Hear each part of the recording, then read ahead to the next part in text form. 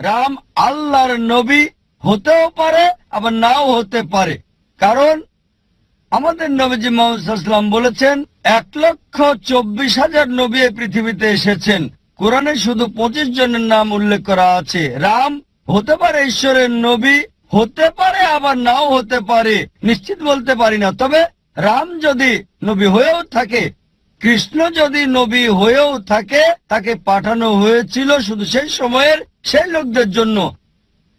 এখন সমগ্র মানব জাতি, হোক সে ইন্ডিয়ার, হোক সে আমেরিকার, হোক কানাডা, হোক ইউকে, হোক সৌদি আরবে, তাদের মানতে হবে সর্বশেষ এবং চূড়ান্ত নবী মুহাম্মদ সাল্লাল্লাহু আলাইহি সাল্লামকে।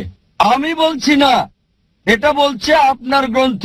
আপনার গ্রন্থ পড়ে দেখেন, ভবিষ্য পুরাণা পর্ব 3 খণ্ড 3 অধ্যায় 3 শ্লোক 5 থেকে 8, ভবিষ্য পুরাণা পর্ব 3 খণ্ড 3 অধ্যায় 3 শ্লোক 10 থেকে 27 নবীজি মুহাম্মদ সাল্লাল্লাহু আলাইহি ওয়াসাল্লাম সম্পর্কে বলছে।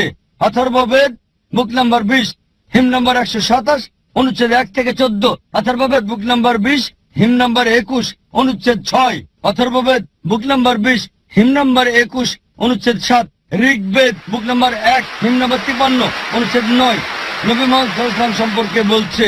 তাকে বলা হয়েছে আহমদ। আহমদ মানে যে প্রশংসা করে, প্রশংসাকারীকে বলা হয় আহমদ। আহমদ নামে তার উল্লেখ আছে যদি পড়েন সামবেদ উত্তরচিক মন্ত্র নাম্বার 1500, সামবেদ ইন্দ্রা অধ্যায় নাম্বার 2 মন্ত্র নাম্বার 152, যজুর্বেদ অধ্যায় নাম্বার 31 অনুচ্ছেদ নাম্বার 18, ঋগ্বেদ বুক নাম্বার 8 হিম নাম্বার 6 মন্ত্র নাম্বার 10, অথর্ববেদ বুক নাম্বার 8 হিম নাম্বার 5 মন্ত্র নাম্বার 16, অথর্ববেদ বুক নাম্বার 20 হিম নাম্বার 126 অনুচ্ছেদ 14। তাকে বলা হয়েছে আহমদ, বলা হয়েছে নরসংসা। নরসংসা মানে নর মানে মানুষ, সংসা মানে প্রশংসা। যে একজন প্রশংসাকারী, যদি আরবি করেন হবে মোহাম্মদ। তার কথা মোহাম্মদ নামে, নরসংসা নামে অনেক জায়গায় আছে।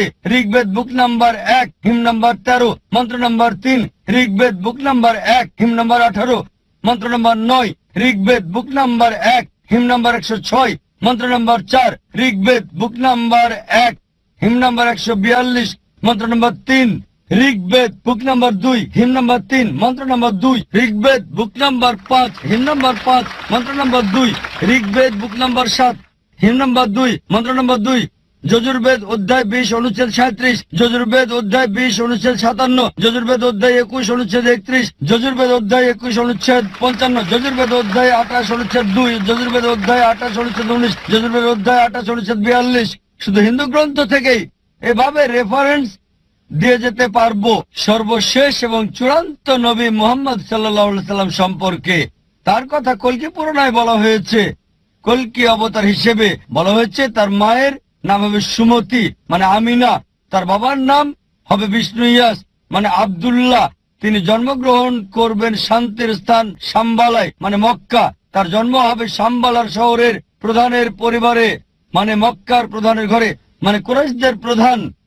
তার 4 জন সঙ্গী থাকবে, খুলাফায়ে রাশিদিনদের কথা বলা হচ্ছে। আরো বলা যায়, যদি সত্যি আপনার গ্রন্থে বিশ্বাস করেন, আপনাকে বিশ্বাস করতে হবে সর্বশেষ এবং চূড়ান্ত নবী মুহাম্মদ সাল্লাল্লাহু আলাইহি ওয়াসাল্লাম।